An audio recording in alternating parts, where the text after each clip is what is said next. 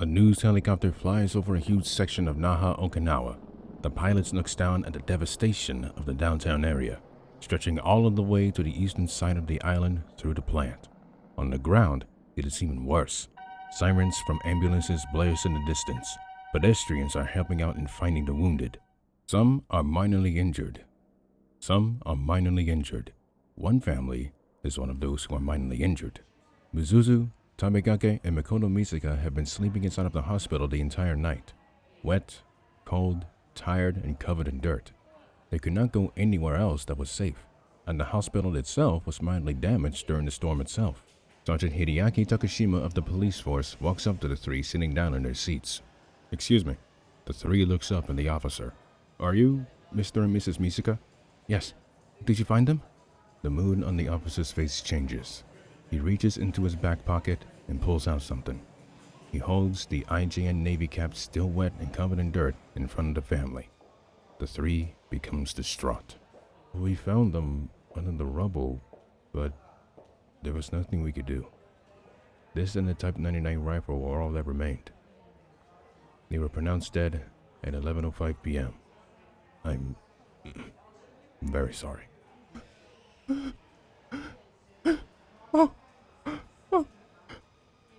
Oh God!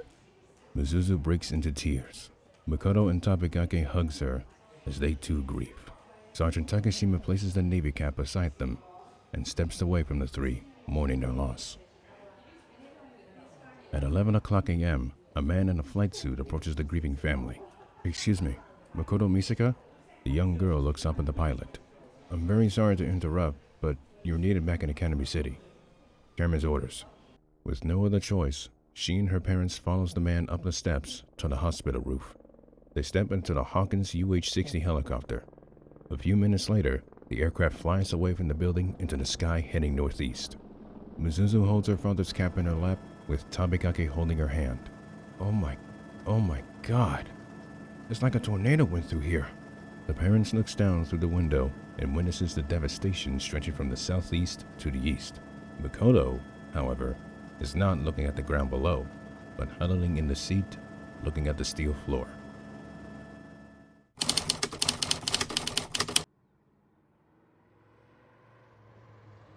A white neon Y50 stops in front of the Tokibudai dormitory. Mizuzu looks to her left. Tabegake is looking down at photographs that the family took with Akira and Chidori. Her eyes pierce to her father's cap sitting between them. Then, she adjusts her rearview mirror and sees her daughter. She has been dead silent throughout the entire trip back to Academy City, and she's still in her dirt-covered cked pajamas because their luggage got crushed when the house collapsed. Mizuzu is hesitant to say a single word, but she slightly shakes her head and finally speaks her mind. "Mikoto? Your father and I will be in school District 3. Come see us whenever you like. Okay, honey?" Mikoto does not say anything, but she does lightly nod her head. She reaches the car handle and exits the car. Her bare feet touches the snow-covered concrete as she shuts the car door. The car drives off, and she walks forward to the dorm's entrance. She enters the main lobby of the dorm, shutting the doors behind her. With her hair covering her eyes, she walks to another door and enters the hallway. Right away, she is immediately noticed by three girls who are stunned to see the state that Misaka is in. "Oh my God, are you okay?" Mikoto does not look up or even answer her. She continues to walk past them, but the three follow her. As she continues to walk through the halls, she gets noticed by almost all of the girls who either look or come across her. One of them is someone Misaka has history with. Misaki Shokuho, the 4th level 5 Esper, when Junko Hokaze and Satoru Kobayashi turns the corner and right away notices Misaka's depressing state. "Goodness, what happened to you?" Once again, the 3rd level 5 does not answer her. Misaki reaches her hand out to touch her shoulder, only to be shot by her electricity, causing mental out to recoil back. Holding her hand, she looks back at her. Hokaze and Kobayashi begins to walk towards her. "Girls, don't." They look back at their leader, confused. Let her be. Understanding it more, they nod their head, and the three walks away in the other direction, away from Misaka. I've seen her in her usual moods before, but nothing like this. Whatever is going through your mind, I won't bother you for it.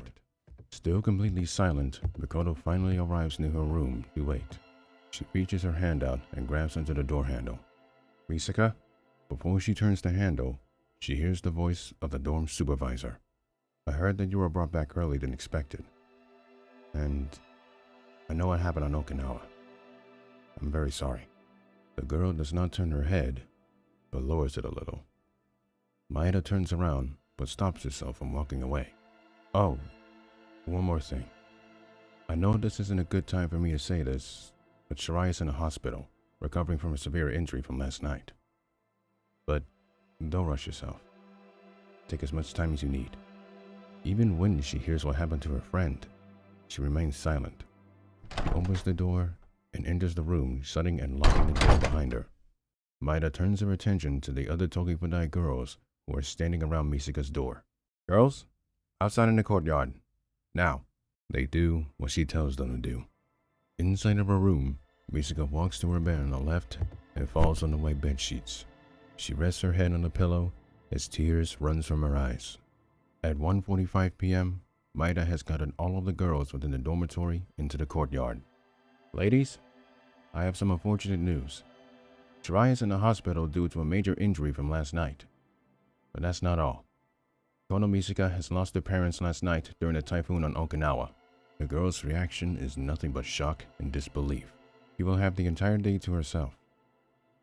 If some of you wish to check up on her, you may do so sparingly. That is all. As the girls walk away, Shokuho is among those that heard the supervisor. Her mind goes blank as she does not know how to process what she just heard.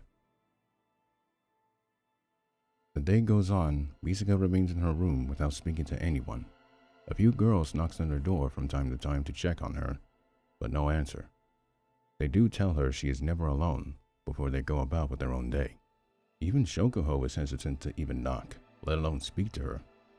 He places a box wrapped in a bento bag on the side of the door and walks away.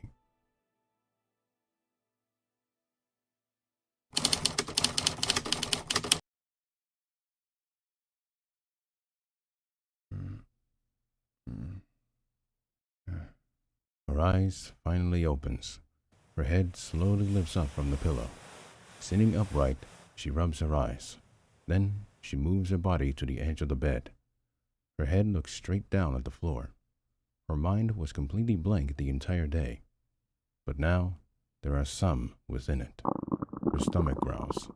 She has been in her room for so long that she could not even eat. She stands up from the bed, though she stumbles a little. She makes her way towards the door and opens it. She spots the box wrapped in bento and a glass of water. She picks them up and closes the door. Sitting back on the edge of the bed, she unwraps it, unveiling what is in the bento box. Japanese beef teriyaki is what it turns out to be. She grabs a pair of chopsticks that came with it and begins eating. At 9:15 p.m., Shokuho comes to the door and notices the box she placed is not there. She smiles and quietly walks away. Inside, Misaka places the empty bento box next to her. She wipes her mouth, but then she smells something. She sniffs on her clothes and notices that she smells like an animal farm. I need a shower. She stands up from her bed and walks to the bathroom. She finally takes off the dirty pajamas and throws them into a basket. She turns on the water and steps into the open shower. She scrubs herself to remove the dirt or blood from her fingers, feet, and body. Then, she washes her hair with shampoo. As Misaka flicks her hair back, her mind drifts back to when she arrived on Okinawa, meeting her grandparents for the first time in over a year, and all of the things she was able to do. But all she can really think of were the constant quakes, the explosion, and the sound. And then, the last words that Akira told her and her parents before the roof collapsed. She starts to become tearful again. However, the single memory of the massive figure silhouetted against the lightning comes into her mind. Her mood suddenly goes from sadness and grief to confusion and then anger. She clenches her hand into a fist, then punches the wall in front of her. What the fuck was that thing? Was I just seeing things? Was it an illusion? She gives it another thought, but comes to a conclusion immediately. No, it was real. But I don't know what it was though. She turns the faucet, turning off the water. She exits the stall and grabs a towel. As she drives herself off, she thinks back to the enormous creature that was walking away in the distance in Naha. So what could it be? I've never seen anything like that before. A realization dawns on her, and she stops drying her brown hair. Blinding flash of light? Strange noise? No. No way. There's no way that thing could be... She ponders on the thought. Finally, she realizes it. She holds the towel to her chest, and her eyes widens. Could that have been... Godzilla? Her legs trembles, then she falls to her knees. She becomes at a loss of words. It was last night, in fact, that she said that a monster like Godzilla would never exist. However, she is thinking very differently. She puts her fingers on her upper arm and pinches it, then stops. Yep, there's no doubt about it.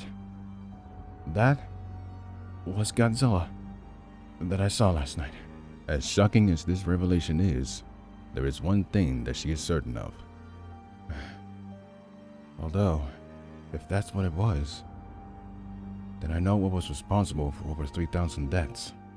But then, she thinks of something else. But who the hell would I explain this to? She stands back on her feet and wraps the towel around her chest. She walks out of the bathroom and notices the empty second bed in her room. She remembers what Maeda, the supervisor, told her earlier. Oh, that's right. Kuroko's in the hospital. How did that happen? She looks to her bed and sees the dirt on it. Well, I guess I should tell Kuroko or Uiharu about... Wait. Shit! My phone got crushed! She rubs the top of her head. I guess it was that time to get a new phone. But she looks over at the clock on the wall. At 9:25? During curfew? She thinks to herself. It would not be the first time she was out during curfew and outside of the dormitory during these hours. She shrugs. I think it's time to get some fresh air.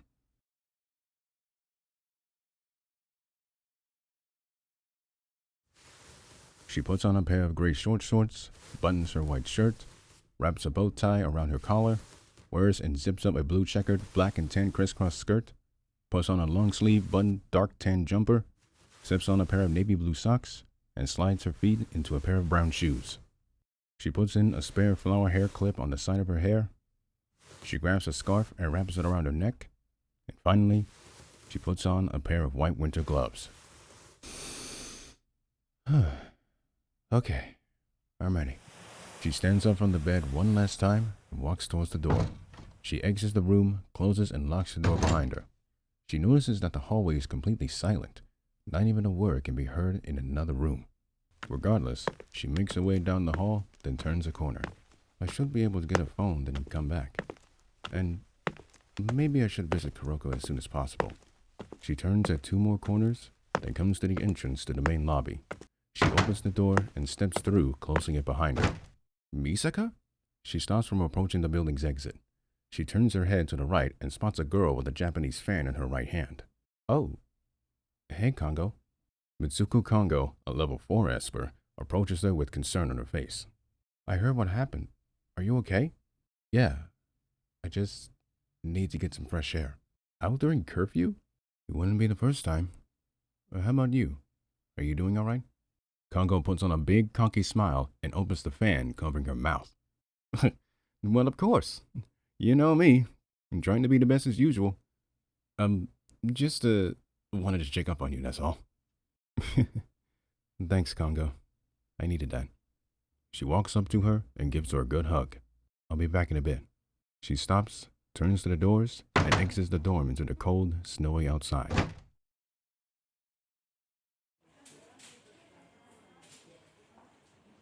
Inside of the Nakano electric shop, Mikoto searches for a brand new phone for her to use from now on. Jeez, most of these are old models. Her eye spots a brand new model on sale, the G7XF, green variant. Haven't seen this one before.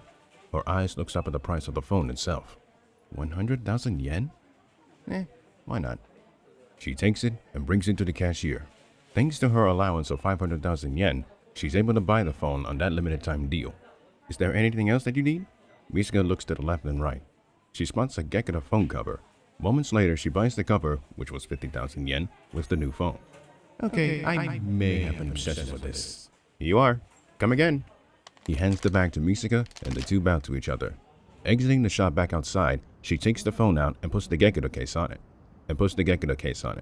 She flips it open, turns it on, and plays around in the settings. She finishes and goes into contacts. As expected, she has none. She enters the sidewalk and she starts to dial a number, but stops. Wait, who do I tell about this? Screw it. She dials a number and puts the phone next to her ear. A few seconds goes by. Then, someone finally picks up the call. Hello? Hey, Sutton. Oh my god, Misaka! Jeez, you got me so scared for hours. You haven't been answering your calls. What happened? My, old phone got crushed. What do you mean your phone got crushed? It's a long story. But listen, is Uehara with you? Of course. What's going on? Look, I'll try to explain everything tomorrow. Is that okay? That's fine, but are you feeling alright? I don't think you should be rushing things like this. It's really important. And you shouldn't worry about me. I'll be fine. Biggest understatement of the century. Alright, I'll see you soon. The call ends and Mikoto puts the phone into her pocket. Then she continues walking down the sidewalk. Misaka stops at a bus stop near 7 Mist just after 10:28 p.m. There are no pedestrians, but there are a few cars passing by. She sits on a bench and waits for a bus to arrive. I can't wrap my head around the fact that Godzilla exists. Where did it even come from? She lets out a hard sigh and looks straight up. You know what? I don't care how long it takes, but I will find some answers, no matter how ridiculous it is, one way or the other. Her head lowers as the clock strikes 10:30 p.m. My apologies, but you do not have to go so far as to find the answers that you seek. Misaka jerks her head up. She stands up and looks around to find where the voice is coming from. If you wanted the answers, all you have to do is ask. And the man with his deep voice is not attempting to speak Japanese, but only speaks in English. Then how about you show yourself? As you wish. The voice is not in her mind, but coming from her left. She turns and sees someone approaching her. The 6-foot 10-inch man stops 10 feet away. He wipes the snow from his white ponytailed hair. He adjusts his buttoned green undershirt and buttoned black priest robe, similar to an overcoat. Misaka notices the green Catholic crosses on the sleeves. And she also notices the British knight broadsword hanging on the side of his black suit pants, with the tip nearly touching his black dress shoes. The man looks back at her and bows to her European style. Allow me to introduce myself. I am Sir Francis McIntyre, Archbishop of the Irish Catholic Church, though my time as one is coming to an end. It is a pleasure to meet you at last, Mikoto Misaka.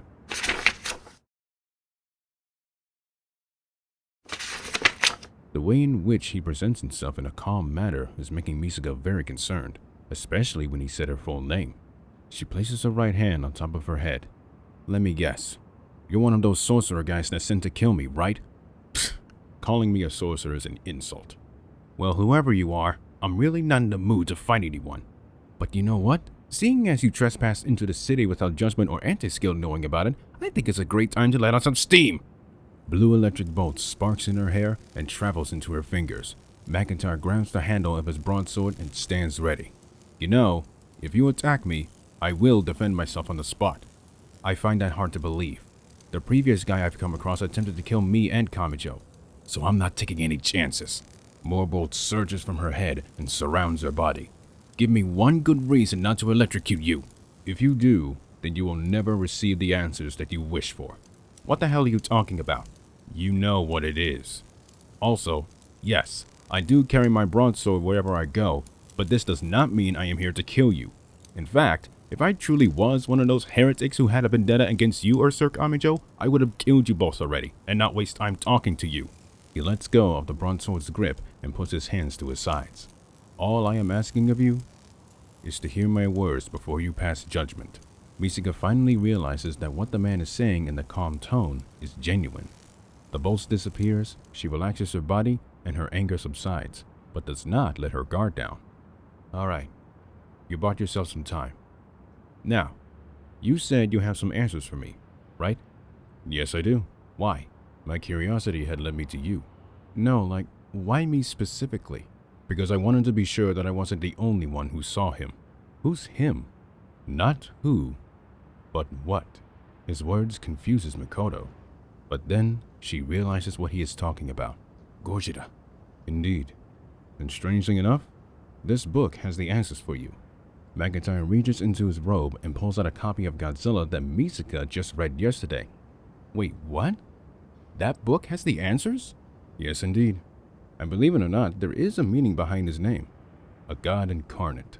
Ugh, god incarnate. How many times have I heard that? More times than necessary, I assume. So, you're saying that you saw Gojira? I have.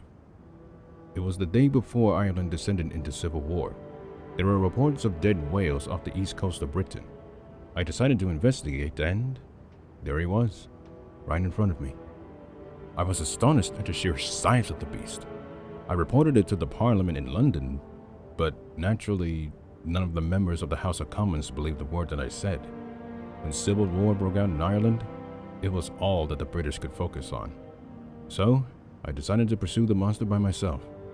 From the English Channel, to the Atlantic, through the Mediterranean and the Suez Canal, to the Red Sea.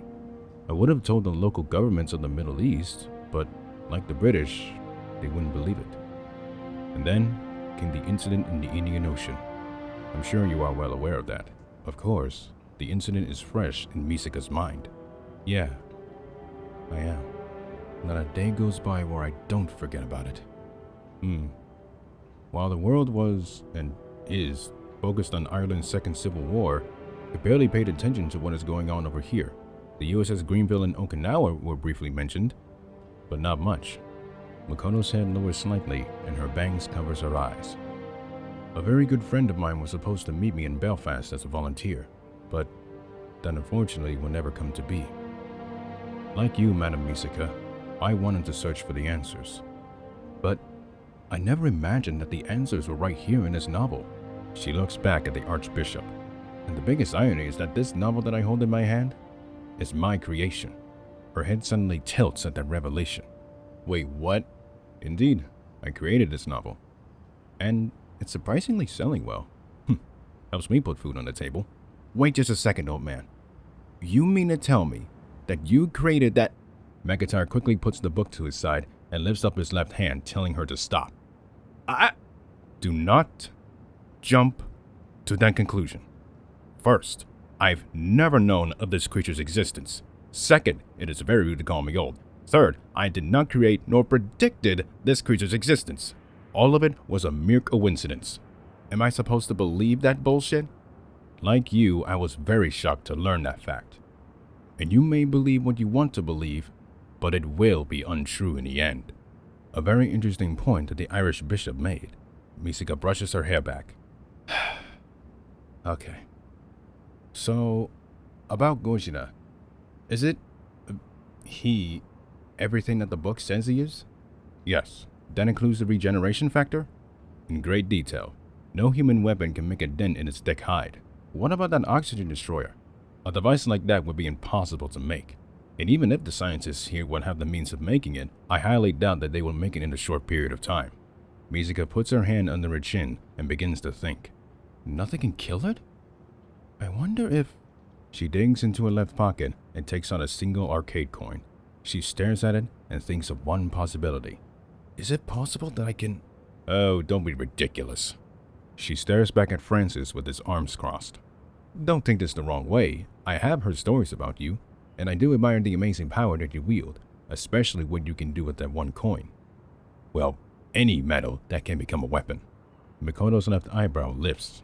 So, you're aware of what I can do with this coin? Yes, but I highly doubt that it will work on Godzilla. Sie werden es nicht wissen. Stimmt das? Misaka did not expect the man to respond in German.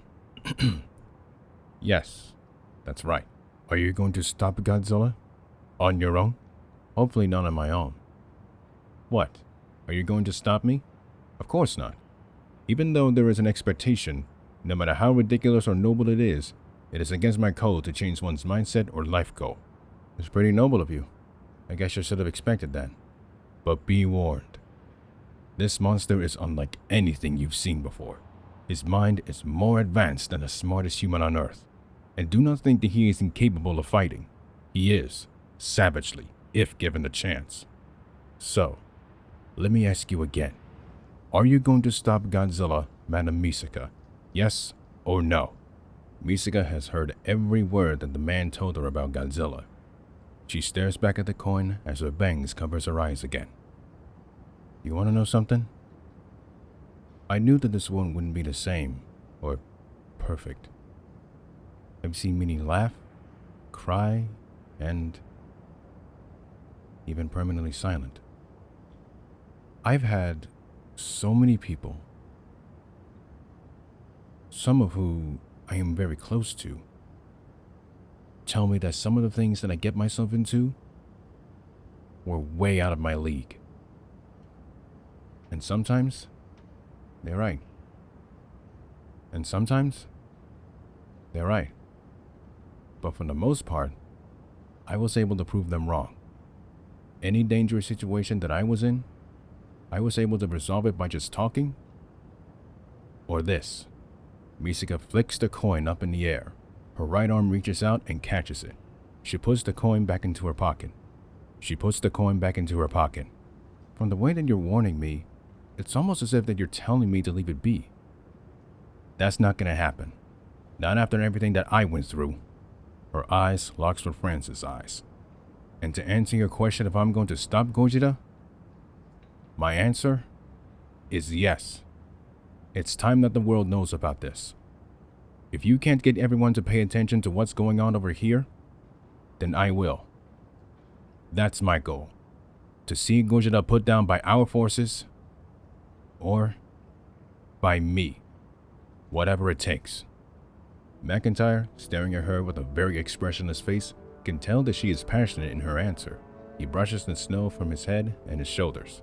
Very well then. I will let you see the result for yourself. And when it does, you will know that I was right. And if it does work, you will know that I was right. Even in this world's day and age, humanism reigns supreme. Here, catch. He tosses the book at Mikoto, to which she catches it. But why did you... Unfortunately, this is where I bid you a farewell. For now, we will meet again. Where are you heading off to? Italy, then Vatican City. The forces in Ireland have depleted so fast I have to find some proper sorcerers for the job. Is it really that bad? It is. Jeez. Well, good luck, I guess. I don't know about that, considering I have him. Speaking of which, he turns to his right behind him. Are you ready to go, Sir Kamijo? The 15-year-old, black, spiky-haired Toma Kamijo, with his high school winter uniform with a hoodie, steps out from behind a corner. His face is focused and filled with anger, surprising the third level 5. What? Jeez. Guess I should have expected that. But why the Irish Civil War? Index. Oh. Right. Don't worry. You two will probably tie the knot sooner or later. Shut the fuck up. Right then. Without warning, he unsheathes the broadsword. Whoa! I thought you were here to kill us! I'm not. He swings the sword to his left. The blade rips into the air as it cuts all the way down close to the ground. The hole in the air spreads and a vortex appears within it. Francis sheathes the sword and looks back at her. This is my way of transportation. Sir Kamijo, let's move. The man jumps into the portal with no hesitation. Kamijo stops himself from entering the portal and looks back at Misaka with a smile on his face. Hey, don't die, okay? Right back at you. The boy nods and jumps into the portal and shuts immediately. A bus comes around the corner and comes to a halt near her. As the doors opens, she enters with the book in her hands. Where to? Tokiwadai Dormitory. All right, just take a seat back there. She goes to the middle of the bus and sits down in the seat. The bus drives off as she looks at the book again. Oh, I almost forgot. There's something in the book that can be quite useful if you wish to bring the attention of Godzilla to Academy City in Japan. Keep in mind, once you do, you must say that you are the one that discovered him. Good luck, Madam Misaka. Way to tell me that now. She opens the book. Right away, she finds 3 things: a USB drive and 2 folded pieces of paper. She puts the USB in her pocket and unfolds the pieces of the paper. Her eyes widens and her eyebrows perks up. The papers are photographs. One has the clear image of large, jagged dorsal fins moving along the water like a shark, passing by civilian-owned boats and ocean liners near Singapore. The other has the monster's dinosaur-like boxy head peering out of the water near the Suez Canal. So, this is what I'm up against, huh? Alright, let's show the world that you exist.